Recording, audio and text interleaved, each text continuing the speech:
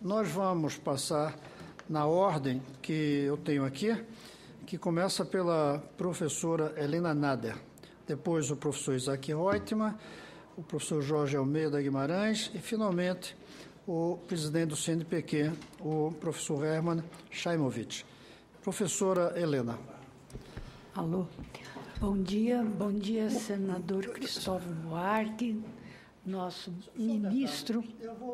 Eu vou pedir que, como são 4, não mais, que a gente coloque 15 minutos, perfeito, sem que a gente corte sua palavra. Pode se estender, eu vou prestar atenção. Mais ou menos, ali está escrito. Mas só para dar uma ideia, perfeito, até porque vai ter uma sessão do Congresso, e quando começa a sessão do Congresso, eles tendem a nos obrigar a parar. Aquela campainha. Professora. Mais uma vez, eu quero lhe agradecer primeiro, parabenizar pela presidência desta comissão e pelos esforços que o senhor tem feito ao longo de toda a sua história de vida em prol da melhoria do nosso país. E para ter essa melhoria, nas suas próprias palavras, sem educação nunca vai acontecer. Então, ontem foi o Dia Internacional da Educação.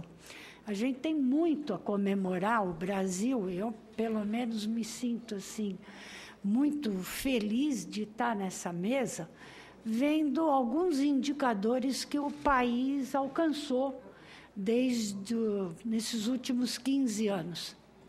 Tinham metas naquele Fórum Mundial de Educação e nós, ainda não com a escola que queremos, mas nós já conseguimos ter todas as crianças entre 7 e 15 anos, 95% mais ou menos, na escola. Mas nós temos um grupo de 5% que tem que ser visto o que está acontecendo, e tem muita criança que entra, mas não completa. Então, estamos de parabéns, mas ainda aquém do que o Brasil precisa. Já colocando um pouco algumas das suas questões, eu vejo que o Brasil, e aí a SBPC tem sido muito clara, ela não pode fazer escolha, o Brasil não pode fazer a escolha de Sofia, que não vai dar certo. Já fez. Eu admiro muito várias coisas que aconteceram no governo do presidente Fernando Henrique Cardoso, e, inclusive, a inclusão, o aumento da escola para fundamental e ensino básico, e ele fez essa escolha. Ele dizia, ele não, mas o governo, que a universidade deveria ser no modelo americano, paga. E o país, o governo, tinha que ficar preocupado em fazer educação básica. E as universidades ficaram à míngua e não foi bom para o país. Então, infelizmente, o Brasil, ele tem já mais de 500 anos, e aqui eu vou parafrasear meu amigo Jorge Guimarães, que ele sempre diz, senador, quando ele vai fazer uma palestra, que a gente tem que agradecer todos os dias a Napoleão Bonaparte, que se ele não tivesse ameaçado invadir Portugal, onde será que nós estaríamos? E é verdade, o Brasil começa em 1808 a ter as suas primeiras escolas, universidades. Então, o avanço que nós fizemos é muito. A universidade brasileira, e aí também eu quero deixar claro, fico muito, muito chateada quando eu vejo pessoas altamente esclarecidas, que fazem parte de governos, dizer para que serviu a universidade brasileira. E aí também eu vou dar mais um exemplo. O último presidente da época da ditadura teve que fazer uma cirurgia cardíaca e foi para Cleveland, Ohio. Hoje, você faz bypass, faz pontes em qualquer lugar do Brasil. Então, a universidade brasileira está cumprindo seu papel. Agora, querer também que a universidade brasileira que vá dar o salto da inovação é pedir demais para as limitações que ela tem. Aí é o setor produtivo, e ela tem que dialogar. Então, isso nós vamos ter que fazer. Em relação à formação de recursos humanos, eu não vou dar números, que nós temos os 2 presidentes que sabem isso muito melhor do que a gente, que vai e avalia os números. A pós-graduação no Brasil é para ter orgulho. Ela está sendo copiada, o modelo da CAPES está sendo copiado, o modelo da avaliação. Então, são coisas que deram um senhor salto na qualificação da sociedade brasileira.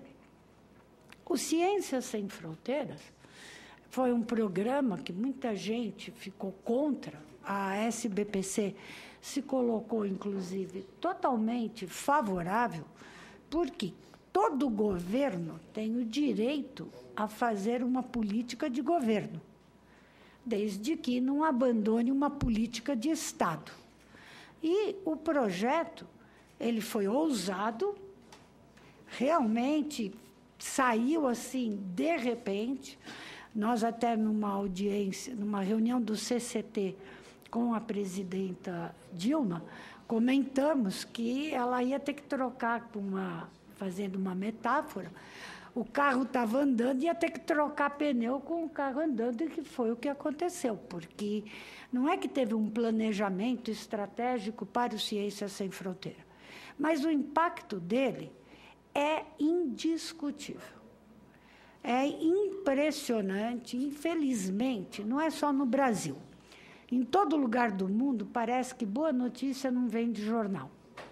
Então, só saem noticiados aqueles rodapés que aconteceram de problemas, e os sucessos, sucesso quem quer ouvir? Ninguém quer ouvir. O Ciências Sem Fronteira, e eu vou dar aqui o exemplo da universidade onde eu trabalho. Eu sou docente da Escola Paulista de Medicina, Universidade Federal de São Paulo.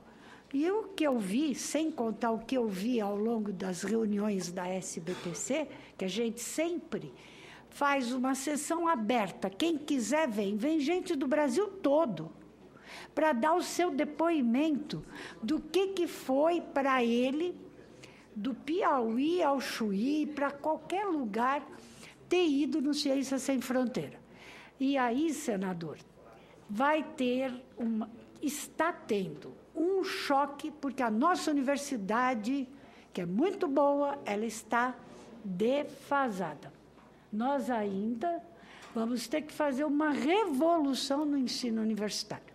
A gente continua ainda muito, formamos bem, mas, porém, o estudante, ele acha que ele tem que aprender em sala de aula, e não como é no exterior, que você dá uma função e vai e execute.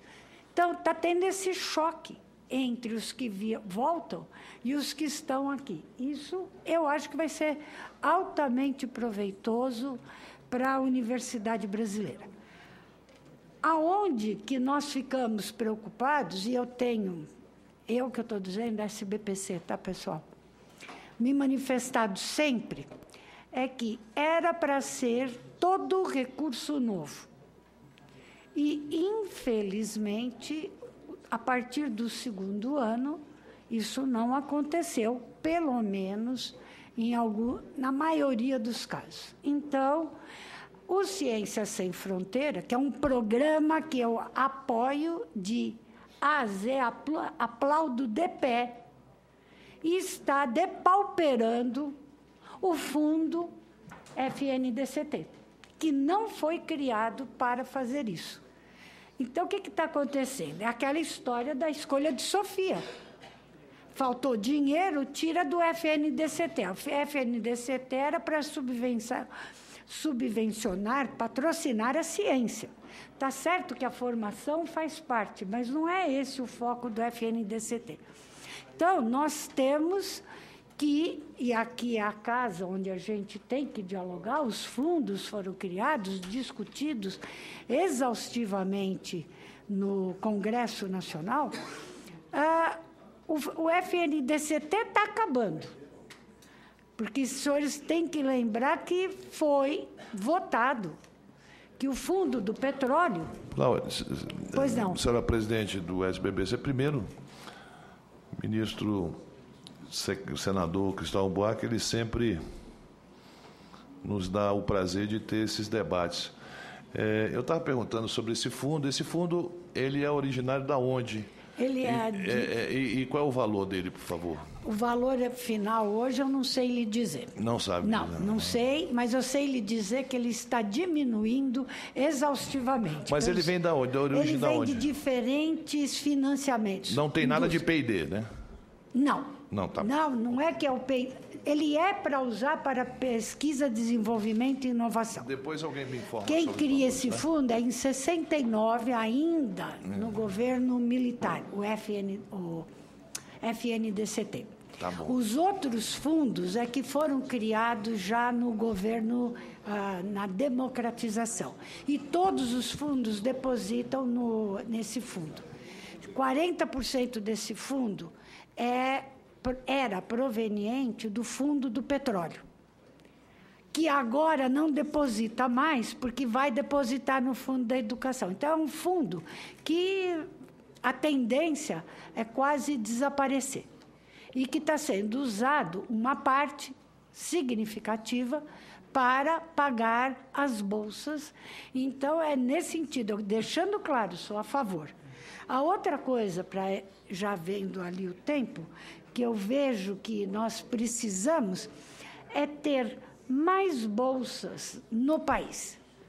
O número de bolsas, embora grande, ainda é insuficiente. O número de bolsas de pós-doutorado, que é onde se faz a grande revolução em todas as grandes países cientificamente fortes, nosso programa de bolsas de pós-doutorado no país, embora tenha crescido muito, é ainda muito pequeno. Tem muito estudante doutor, que gostaria de ter podido continuar, mas que não tem a bolsa. Então, hoje, o programa para formação de recursos humanos para ciência e tecnologia teria que ter um input de mais bolsas dentro do país. E, para encerrar, em relação àquela sua provocação, eu acho que tem que ser os dois.